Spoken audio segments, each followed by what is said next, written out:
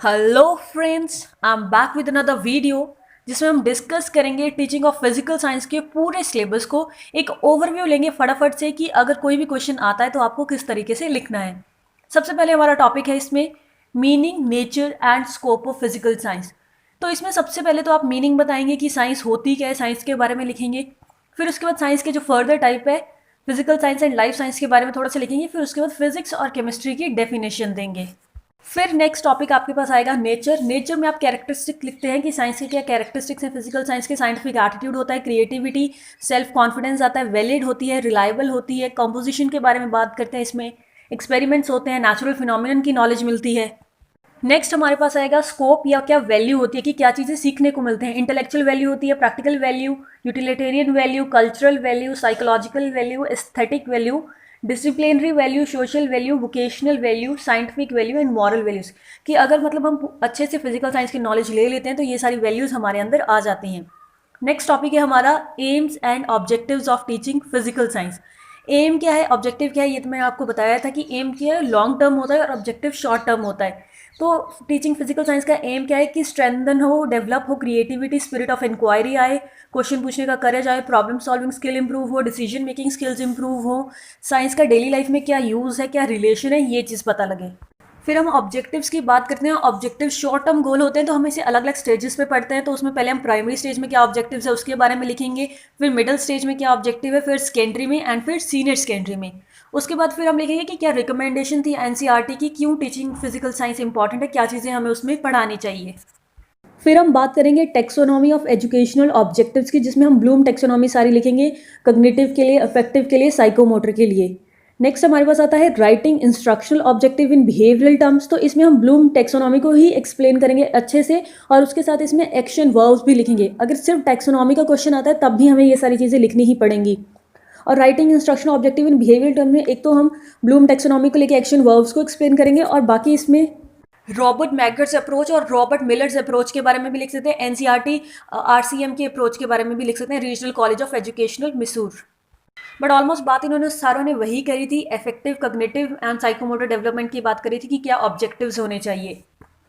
Robert मैगन ने एक book थी प्रिपेयरिंग इंस्ट्रक्शनल ऑब्जेक्टिव्स लिखी थी। उसमें उन्होंने 3 स्टेप्स की बात करी थी कि जब हम बिहेवियरल टर्म्स की बात करें, एक तो डिज़ायर टर्मिनल बिहेवियर की, क्या हमारा डिज़ायर टर्मिनल बिहेवियर है कि हम क्या चाहते हैं कि बच्चों को स्टडी के खत्म होने तक क्या चीज़ समझ में आ जाए। फिर उसके बाद condition under which behaviour is to be occur, कि कैसी हमें कंडीशन दी जाए बच्चों को।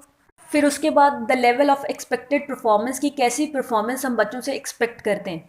तो सबसे पहले जो डिज़ायर टर्मिनल बिहेवियर आएगा रॉबर्ट मैगर के अनुसार, तो उसमें वही सारी वर्ब्स वगैरह ही आएंगी कि to know, to understand, to grasp, to appreciate, to enjoy, to believe, to tell. और फिर उसके बाद कंडीशंस कौन सी है, ये चीज़ आएगी कि कौन सी कंडीशन में हम उसका बिहेवियर को क्या है डेवलप करवाएंगे, under which condition behaviour is to occur. फिर उसके बाद क्या एक्सपेक्टेड परफॉर्मेंस है उसके बारे में बात करते हैं।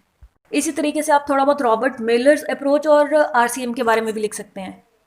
नेक्स्ट हमारा टॉपिक है importance of physical science as subject of school curriculum, की क्या इंपॉर्टेंस है फिजिकल साइंस की। तो इसमें सारी वही चीज़ें आएंगी जो हमने स्कोप में पढ़ी, कि इंटेलेक्चुअल वैल्यू हो, यूटिलिटेरियन वैल्यू हो, वोकेशनल हो, एस्थेटिक हो, कल्चरल वैल्यूज़ आए हमारे अंदर, साइकोलॉजिकल वैल्यू हो, डिसिप्लिनरी वैल्यू होती है, मॉरल वैल्यू होती है, रिक्रिएशनल वैल्यू होती है, सोशल वैल्यू होती है। इसलिए बहुत इंपॉर्टेंट है कि फिजिकल साइंस को स्कूल करिकुलम का एक सब्जेक्ट बना दिया जाए।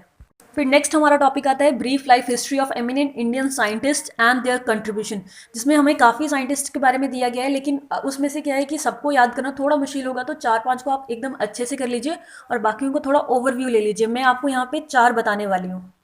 तो सबसे पहले हम इसमें बात करेंगे चंद्रशेखर वेंकट रमन। 1888 से लेकर 1970 तक इनकी लाइफ थी। 7 नवंबर 1888 में इनका बर्थ हुआ था त्रिशनापल्ली, जो कि तमिलनाडु में है।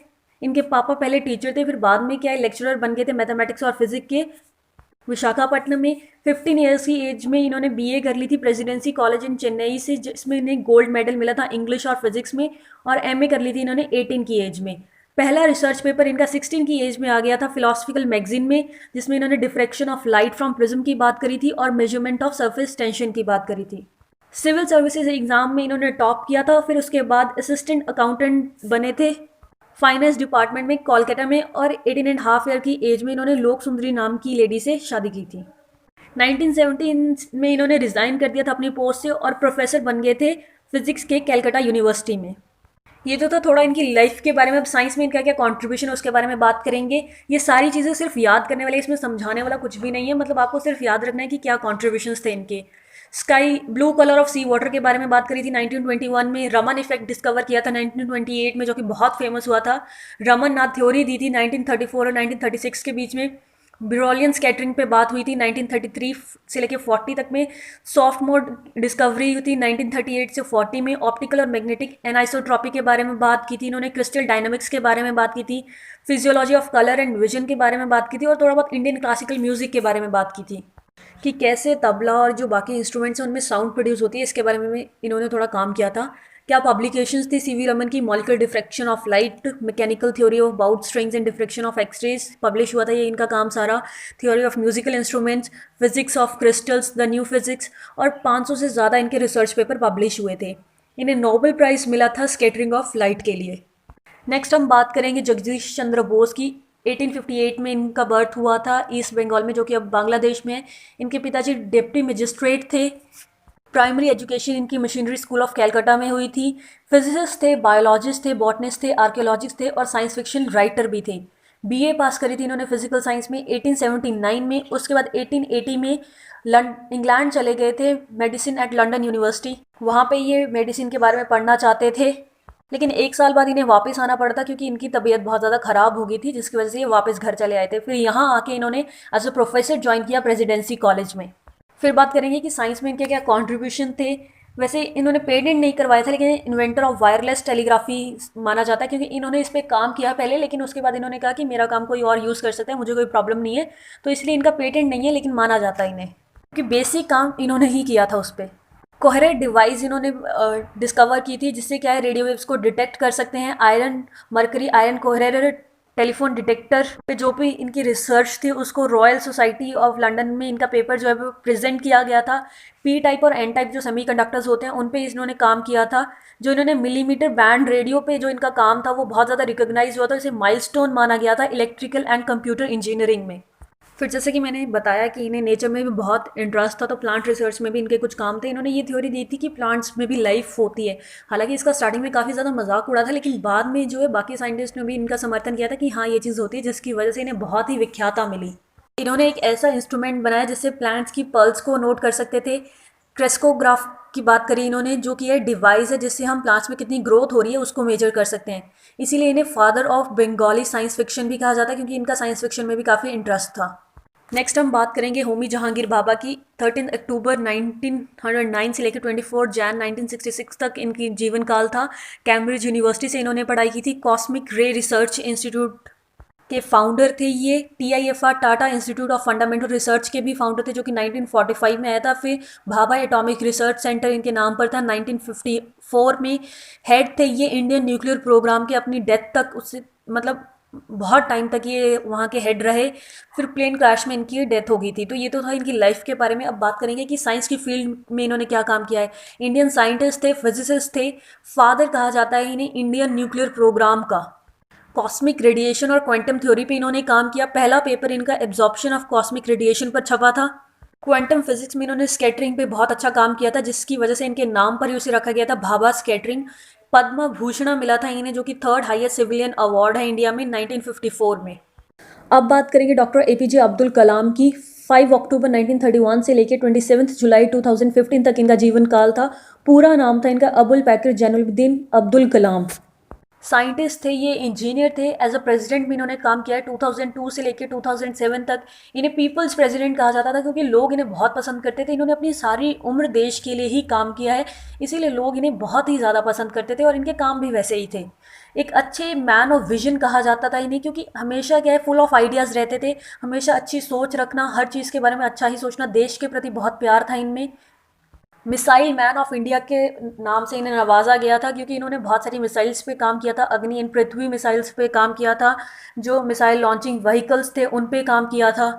DRDO और इसरो में एज अ साइंटिस्ट उन्होंने काम किया था। साइंस एडमिनिस्ट्रेटर भी थे वहाँ पे। एरोस्पेस इंजीनियरिंग में काम किया था। टीचिंग के प्रति इनमें बहुत प्यार था। बच्चों को सिखाना इन्हें बहुत पसंद था, क्योंकि ये हमेशा यही कहते थे कि मैं चाहता हूँ कि मैं आखिरी सांस तक अपनी जो नॉलेज है वो बच्चों को देता रहूँ। और ऐसा हुआ भी था, क्योंकि इनकी डेथ भी तभी हुई थी जब ये शिलोंग में किसी कॉलेज में लेक्चर दे रहे थे और तभी कार्डियक अरेस्ट के कारण इनकी मौत हो गई थी, इनकी मृत्यु हो गई थी।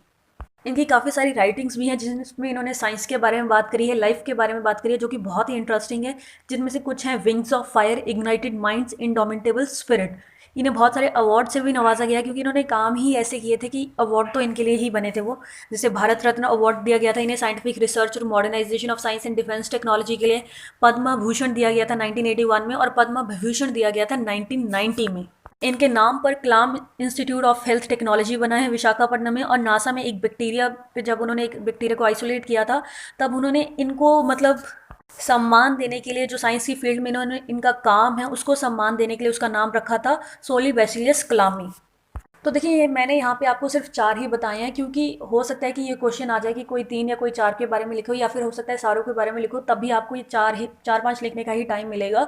तो बाकियों को भी आप एक बार थोड़ा सा देख लीजिए। अगर स्पेसिफिक करके डाल देते हैं कि सीवी रमन का ही लिखो या इसी का सत्येंद्र नाथ बोस का ही लिखो, तो उसके लिए आप थोड़ा सा देख लीजिएगा। फिर नेक्स्ट हमारे सेकंड यूनिट में टॉपिक से सबसे पहले करिकुलम इन फिजिकल साइंस। उसमें हम करिकुलम का मीनिंग क्या होता है वो लिखेंगे। फिर उसके बाद जो डेफिनेशंस दी हैं कुछ लोगों ने वो लिखेंगे। फिर उसके बाद ट्रेडिशनल क्या था कि सब्जेक्ट सेंटर्ड होता था। फिर मॉडर्न कंसेप्ट क्या आया उसके बारे में लिखेंगे। फिर ऑब्जेक्टिव्स में हम लिखेंगे कि कंटिन्यूस हो, सीक्वेंशियल एक्सपीरियंसेस होते हैं, साइंटिफिक हो, एटीट्यूड हो। ये सारे हमारे ऑब्जेक्टिव हैं। शॉर्ट टर्म गोल्स है, इंटर रिलेशन समझें साइंस और टेक्नोलॉजी में, लॉजिकल थिंकिंग हो बच्चों में, इंटेलेक्चुअल स्किल्स हो, यूजफुल इन्वायरमेंट, मतलब इन्वायरमेंट में क्या यूजफुल है, मतलब इन्वायरमेंट को कंजर्व करना सीखें, ऑब्जर्वेशन इंप्रूव हो, क्रिएटिविटी आए। फिर उसके बाद बात आती है प्रिंसिपल्स की कि जब हम करिकुलम बना रहे हैं तो हमें क्या चीज़ें ध्यान में रखनी चाहिए। एक्टिविटी हो, उसमें एक्सपेरिमेंट्स हो, फ्लेक्सिबल हो करिकुलम, चेंजेबिलिटी हो कि चेंज हो टाइम के साथ, इंडिविजुअल डिफरेंसेस को ध्यान में रखा जाए, यूटिलिटी क्या है, इंटीग्रेशन और कोरिलेशन बताया जाए, इन्वायरमेंट के साथ सब्जेक्ट का एक दूसरे के साथ इंटीग्रेशन हो, आर्टिकुलेशन हो, क्यूरियोसिटी जगाए बच्चों में, रियलिटी से रिलेटेड हो, फिजिकल और मेंटल हेल्थ का ध्यान रखे, और फ्री टाइम को यूटिलाइज करने के लिए एक रिक्रिएशनल एक्टिविटी जैसी हो उसमें। फिर नेक्स्ट हमारे पास आता है स्टेप्स ऑफ करिकुलम कंस्ट्रक्शन की। क्या स्टेप्स है? सबसे पहले तो हम ऑब्जेक्टिव बनाते हैं, फॉर्मुलेशन ऑफ ऑब्जेक्टिव आता है। फिर उसके बाद क्या कंटेंट होगा वो सिलेक्ट करते हैं, उसे ऑर्गेनाइज करते हैं प्रॉपर वे में। फिर उसके बाद क्या लर्निंग एक्सपीरियंसेस होंगे, हम वो चीज़ें सजेस्ट करते हैं। फिर उसके बाद क्या सुटेबल मेथड्स हैं और टेक्निक्स हैं इवेल्युएशन के लिए, उसकी बात करते हैं। नेक्स्ट हमारे पास आता है process of evaluation of physical science curriculum at school level, कि जो हमने करिकुलम बनाया था अब उसे इवेल्युएट कैसे करेंगे। तो इसमें सबसे पहले तो हमें इवेल्युएशन का मीनिंग देना पड़ेगा। फिर उसके बाद डेफिनेशंस थोड़ी बहुत दी जाएंगी। फिर क्या प्रिंसिपल्स हैं उसके बारे में बात होगी कि फ्लेक्सिबिलिटी हो, यूटिलिटी हो, वेराइटी, चाइल्ड सेंटरनेस, इन चीज़ों को ध्यान रखते हैं इवेल्युएट करते वक्त कि ये सारी चीज़ें हैं या नहीं है। कंटिन्यूटी है, एनालिसिस, ऑब्जेक्टिव सेंटरनेस, सजेशंस प्रोवाइड किए जाते हैं। फिर उसके बाद बात करते हैं एजुकेशनल ऑब्जेक्टिव्स की कि किन एजुकेशनल ऑब्जेक्टिव्स को हम चेक करेंगे, इवेल्युएट करेंगे। उसमें आता है क्राइटेरिया जिसमें रिलायबल है या वैलिड है, डायग्नोस्टिक, कॉम्प्रिहेंसिव। फिर उसके बाद इसमें गेट एवन 5 करिकुलम इवेल्युएशन अप्रोच की बात करते हैं जिसमें ऑटोक्रेटिक, ब्यूरोक्रेटिक और norm reference, criterion reference, democratic, ये सारी मैंने आपको करवा रखी हैं पहले ही। फिर उसके बाद टाइप्स ऑफ इवेल्युएशन उसमें हमारी थी formative evaluation, summative evaluation, diagnostic evaluation. अब उन इवेल्युएशन में कौन कौन से टेस्ट चाहिए होते हैं, रिटन, ओरल, ये सारी चीज़ें आएंगी, शॉर्ट आंसर, लॉन्ग आंसर्स या ऑब्जेक्टिव टाइप। फिर उसके बाद मेन हमारा आता है स्टेप्स इन इवेल्युएशन की, इवेल्युएशन में क्या स्टेप्स होते हैं, तो वही सारी चीज़ें आएंगी इसमें। सबसे पहले तो formulation of educational objective.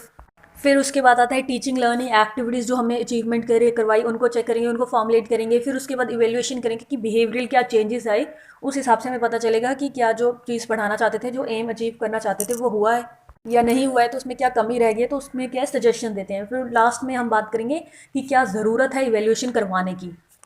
Next हमारा टॉपिक है methods of teaching physical science. उसमें सबसे पहले हमें लेक्चर मेथड दिया गया है जो कि चॉक एंड टॉक मेथड है, जिसमें टीचर सिर्फ लेक्चर देंगे और बच्चे सुनेंगे। फिर अगला था हमारे पास लेक्चर कम डेमोन्स्ट्रेशन मेथड, जिसमें टीचर क्या है लेक्चर भी देंगे और एक्टिविटी भी करके दिखाएंगे साथ में। फिर प्रोजेक्ट मेथड है जिसमें लर्निंग बाय डूइंग की बात होगी, क्योंकि उसमें कुछ ना कुछ प्रोजेक्ट दिया जाएगा बच्चों को जिस पे वो काम करेंगे तो करके सीखेंगे। प्रॉब्लम सॉल्विंग जिसमें भी लर्निंग बाय डूइंग की बात, क्योंकि कोई प्रॉब्लम दी गई है उसको जब सॉल्व करेंगे तो अपने इंटेलेक्ट का इस्तेमाल करेंगे।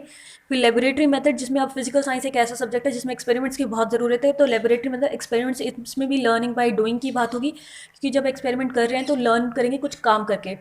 फिर नेक्स्ट है ह्यूरिस्टिक मेथड जिसमें लर्निंग बाय एक्सप्लोरिंग की, कि हम उनके ये दिमाग को भी, इंटेलेक्ट को भी ये आदत डाल दें कि वो सोचें, गहराई से सोचें, चीज़ों को एक्सप्लोर करना सीखें, किस तरीके से सोचना है, ये चीज़ अगर समझ आ गई तो आसानी से सोच सकते हैं। फिर नेक्स्ट है इंडक्टिव डिडक्टिव। इंडक्टिव में जाते हैं एग्जाम्पल टू रूल, डिडक्टिव में जाते हैं रूल टू एग्जाम्पल। अब फिजिकल साइंस एक ऐसा सब्जेक्ट है जिसमें बहुत से ऐसे कॉन्सेप्ट हैं जिसमें पहले एग्जाम्पल देना पड़ेगा फिर रूल तक पहुँचेंगे, और कुछ ऐसे भी हैं जिसमें पहले रूल देना पड़ेगा फिर एग्जाम्पल तक पहुँचेंगे। तो इसीलिए फिजिकल साइंस में इन इंडक्टिव और डिडक्टिव मेथड को कंबाइन करके यूज़ किया जाता है। नेक्स्ट हमारे पास आता है CAI, कंप्यूटर असिस्टेड इंस्ट्रक्शन। इसमें वही सारा लिखेंगे कि क्या टेक्नोलॉजी का यूज़ होता है लर्निंग एंड टीचिंग में, कंप्यूटर्स का क्या यूज़ है, किस तरीके से इन्हें हैंडल किया जाता है, क्या बेनिफिट्स हैं इसके। नेक्स्ट हमारा टॉपिक है activity approaches and non formal methods of teaching physical science, जिसमें सबसे पहले हम फील्ड ट्रिप की बात करते हैं कि जब क्या है किसी फील्ड पे लेके जाते हैं कि प्रैक्टिकल चीज़ों को दिखाया जाता है। इसमें पे सबसे पहले ऑब्जेक्टिव की बात करेंगे कि क्या ऑब्जेक्टिव है, फिर कैसे फील्ड ट्रिप प्लान किया जाता है कि पेरेंट्स से परमिशन ली जाएगी, टीचर से परमिशन ली जाएगी, ये सारी चीज़ें इसमें आएंगी। ट्रांसपोर्ट का मतलब ध्यान रखना कि क्या ट्रांसपोर्ट होगा, वहाँ पे सारी बुकिंग्स वगैरह करनी, वो सारी प्लानिंग में आ जाएगी। फिर एडवांटेजेस लिखेंगे कि क्या फ़ायदे हैं इसके। साइंस क्लब में भी वही चीज़ होगी। पहले साइंस क्लब होता क्या है कि बच्चे जो हैं जिनका साइंस में इंटरेस्ट होता है वो इकट्ठे होकर साइंस के लिए काम करते हैं ताकि लोगों को साइंस की नॉलेज हो, क्या ऑब्जेक्टिव है, वो सारी चीज़ें। फिर किस तरीके से साइंस क्लब ऑर्गेनाइज़ किया जाता है कि किन से परमिशन लेनी पड़ती है, या कैसे बच्चों को, जैसे साइंस टीचर का भी बहुत बड़ा रोल होता है कि बच्चों को कहे कि साइंस क्लब ज्वाइन करे। कभी कभी क्या होता है थोड़ी बहुत फीस होती है क्लब ज्वाइन करने की। तो यही सारी जनरल सी बातें इसमें आ जाएंगी। फिर उसके बाद क्या एक्टिविटीज़ करवाएंगे वो, जैसे कि कुछ एक्टिविटी करवा सकते हैं कि डिबेट्स रखवा सकते हैं साइंस से रिलेटेड टॉपिक पे लेक्चर्स हो सकते हैं, एग्जीबिशंस हो सकते हैं, फेयर्स हो सकते हैं, चार्ट मॉडल्स प्रोजेक्ट, ये सारी चीज़ें यूज़ कर सकते हैं। फिर उसके बाद बात आएगी कि क्या बेनिफिट्स हैं साइंस क्लब के। ऑलमोस्ट बेनिफिट सबके इनके सेम ही चलेंगे जितने भी एक्टिविटी अप्रोचेस हैं। फिर नेक्स्ट टॉपिक हमारा आता है साइंस म्यूजियम। अब साइंस म्यूजियम क्या होता है कि जहाँ पे ऑब्जेक्ट्स जो स्पेसिमेन वगैरह कलेक्ट करके रखे जाते हैं नेचुरल और फिजिकल एनवायरनमेंट से, उसके बारे में बात होगी कि इससे क्या है बच्चों को लर्निंग थ्रू ऑब्जर्वेशन की बात होती है यहाँ पे, क्योंकि म्यूजियम में चीज़ें देखते हैं तब सीखते हैं। ऑब्जेक्टिव्स के बारे में थोड़ा सा लिखेंगे। फिर क्या आइटम्स रखी जाती हैं, जैसे केमिस्ट्री के सेक्शन में क्या रखे जाते हैं, ओर्स वगैरह रखे जाते हैं, मॉडल्स रखे जाते हैं, चार्ट्स, ये सारी चीज़ें होती हैं इसमें। फिर फिजिक्स के सेक्शन में क्या चीज़ें रखी जाती हैं, जैसे वर्किंग मॉडल्स, एरोप्लेन, माइक्रोस्कोप्स वगैरह, photo electric cells, electric circuits, इन सारी की चीज़ें होती हैं ये सारी। फिर उसके बाद बात करेंगे कि sources of articles for science. Museum की चीज़ें आएंगी कहाँ से, हम कहीं से बोरो कर सकते हैं या फिर परचेज कर सकते हैं, या फिर बच्चे ही खुद कुछ इम्प्रोवाइज करके बना सकते हैं चीज़। फिर उसके बाद आएगी प्रिजर्वेशन की। अब चीज़ों को अगर लाए हैं तो उसे ढंग से प्रिजर्व भी करना पड़ेगा, तो क्लासीफाई करते हैं, अलग अलग चीज़ों को क्लासीफाई करते हैं कि हाँ ये अलग है, नॉन लिविंग है, ये लिविंग है या कुछ। वैसे तो फिजिकल साइंस में हम यहाँ पे नॉन लिविंग की ही बातें करते हैं कि ये फिजिक्स सेक्शन की है, ये केमिस्ट्री सेक्शन की है, उस तरीके से फिर आइडेंटिफाई करते हैं, उनका नाम लिखा होता है वहाँ पे कि हाँ ये चीज़ है यहाँ से डिस्कवर की है या इस बच्चे ने डिस्कवर की है। फिर उसको जार्स में बंद करके अच्छे से मतलब माउंटिंग वगैरह करके रखते हैं।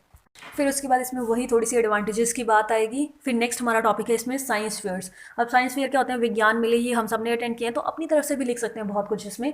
तो वही सारी चीज़ें आएगी कि साइंस का वर्क मतलब जहाँ पे दिखाया जाता है, एक करिकुलर एक्टिविटी, एक तरह से क्या ऑब्जेक्टिव है इसमें कि बच्चे में क्रिटिकल थिंकिंग आए, साइंटिफिक हॉबीज़ आएँ, साइंस की जो एक्टिविटीज़ है हम उन्हें लोगों तक पहुँचा पाएँ। फिर उसके बाद ऑर्गेनाइजेशन ऑफ साइंस फेयर की बात होगी कि कैसे ऑर्गेनाइज़ किया जाए, कैसे मतलब स्पेस मतलब अलॉटमेंट जो स्पेस की होती है वो हो, सारे जितनी भी टीम आ रही हैं ऐसा ना हो कि वहाँ पे झगड़ा स्टार्ट हो जाए। एक अच्छी प्रॉपर जगह है जो कि शहर के सेंटर में होता है कि सारे लोग वहाँ तक आ सकें, प्रॉपर अरेंजमेंट और ड्रिंकिंग वाटर का, वॉशरूम्स का, कमेटीज़ बनाई जाए जो सारे अरेंजमेंट देखे, प्रॉपर फाइनेंस किया जाए, मतलब हेल्प ली जाए फाइनेंशियल इधर उधर से, NCERT SCERT देती है। फिर उसके बाद थोड़े से हमने क्राइटेरिया की भी बात करी थी कि क्या क्राइटेरिया जिसके बेसिस पे जज करते हैं वहाँ पे लोगों को कि कैसा उनका एक्सपेरिमेंट है, या कैसा मतलब जो पार्टिसिपेटिंग मेंबर्स हैं उनमें से किसी को फर्स्ट भी तो निकालना होता है ना, तो उसके लिए जो भी क्राइटेरियाज हैं उसकी थोड़ी सी बात करी थी हमने। फिर उसके बाद लास्ट में क्या आ जाएगा, एडवांटेजेस की, वही साइंटिफिक एटीट्यूड, साइंटिफिक इंटरेस्ट आए, साइंटिफिक टेम्पर आए, क्रिएटिविटी हो बच्चों में, क्रिटिकल थिंकिंग हो, होलिस्टिक डेवलपमेंट हो। तो फ्रेंड्स यहाँ पर मैंने आपको टीचिंग ऑफ फिजिकल साइंस के पूरे सिलेबस का एक छोटा सा ओवरव्यू दे दिया है। ब्रीफली हमने सारे पॉइंट्स थोड़े से डिस्कस कर चुके हैं और इलेबोरेटली भी मैं आपको अलग अलग वीडियोस में सारी चीज़ें समझा चुकी हूँ। और देखिए जितने भी थोड़े पिछले साल के पेपर्स हैं उनसे हमें यही पता चलता है कि कभी कभी वो क्या है इनडायरेक्ट क्वेश्चंस भी दिए जा रहे हैं। तो कोशिश यही करिए कि सारे पॉइंट्स को कवर करें, कोई भी पॉइंट छूटे नहीं, क्योंकि हमेशा ऐसा होता है कि एक डायरेक्ट क्वेश्चन ज़रूर आता है अगर एक इनडायरेक्ट क्वेश्चन आया है। तो इनडायरेक्ट क्वेश्चन में हमें पता तो होता है कि क्या आना है, बट हमें ये चीज़ नहीं पता चलती कि इसे 16 मार्क्स में कैसे स्ट्रेच करें।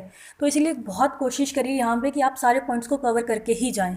अगर जो बातें मैंने आपको इस वीडियो में बताई है उस ओवरव्यू के बेसिस पे ही आप लिखते हैं तो आप आराम से अच्छे मार्क्स पा सकते हैं इसमें। एंड आई होप आपको ये सारी चीज़ें क्लियर हो गई हूँ। और अगर कोई पॉइंट क्लियर नहीं भी हुआ है तो जो मैंने अलग से वीडियोस बनाई हैं अलग अलग पॉइंट्स की, तो आप उसमें चेक कर सकते हैं। और अगर वीडियो थोड़ी सी भी अच्छी लगी हो तो अपने फ्रेंड्स के साथ शेयर ज़रूर करें, बिकॉज सब्जेक्ट का एक ओवरव्यू लेना सबके लिए अच्छा होता है। आप में से किसी ने difference among method, approaches and techniques के बारे में एक वीडियो बनाने के लिए कहा था। मेरे पास टाइम ना होने की वजह से मैं अलग से वीडियो तो नहीं बना पाई हूँ, लेकिन इसमें मैं आपको थोड़ा सा बता देती हूँ कि अप्रोच क्या होती है। एक वाइडर टर्म है कि कोई भी लर्निंग ऑब्जेक्टिव को हम पूरा करने के लिए क्या अप्रोच लगा रहे हैं। जैसे हमने फिजिकल साइंस में बात करी कि फील्ड ट्रिप हो सकता है, साइंस क्लब हो सकता है, कि क्या हमारी अप्रोच है, ये एक वाइडर कॉन्सेप्ट है। फिर उसके बाद आता है कि मेथड, कि इस अप्रोच में हम क्या मेथड लगाते हैं। जैसे कि मान लीजिए फील्ड ट्रिप पे जाते हैं तो वहाँ पे टीचर क्या बच्चों को कहेगा कि नोट करो, तो वो उन्होंने एक मेथड लगाया। फिर नेक्स्ट आती है टेक्निक्स की, क्या टेक्निक्स लगाई। अब टेक्निक्स में क्या है कि मतलब मेथड में क्या आएगा, एक्टिविटी भी होगी साथ में, और टेक्निक्स क्या है कि उस एक्टिविटी को करने के लिए क्या रास्ता अपनाया। जैसे कि नोट्स, ऑब्जर्वेशन, वहाँ पे टीचर ब्रेनस्टॉर्मिंग करवा सकते हैं कि हाँ बच्चों से डिस्कशन करवाएं। हल्का सा ओवरव्यू है इस टॉपिक का, ये कि अप्रोच में ये होगा कि मेन एम क्या है, जैसे फील्ड ट्रिप पे लेके गए, और मेथड होगा कि कहाँ पे उस एम को पूरा करने के लिए हमने क्या मेथड लगाया है। जैसे मान लीजिए कि लेक्चर मेथड यूज़ किया वहाँ पे, या लेक्चर डेमोन्स्ट्रेशन कोई एक्टिविटी करके दिखाई जहाँ पे थ्योरी और एक्सपेरिमेंट दोनों की बात हो। फिर उसके बाद आएगी टेक्निक की, बच्चों को वो चीज़ अच्छे से समझ आए उसके लिए हमने क्या टेक्निक लगाई, कि उन्हें अच्छे से ऑब्जर्वेशन करवाई, उसके बाद उनसे क्वेश्चंस पूछे, ब्रेनस्टॉर्मिंग की एक्टिविटी करवा दी हमने, या फिर कोई उनका छोटा सा टेस्ट ले लिया। मतलब क्या स्ट्रैटेजी अपनाई। तो चलिए, all the best for your exam. Channel पर नए आए हो तो चैनल को सब्सक्राइब ज़रूर कर लें। Thank you and stay connected for more videos.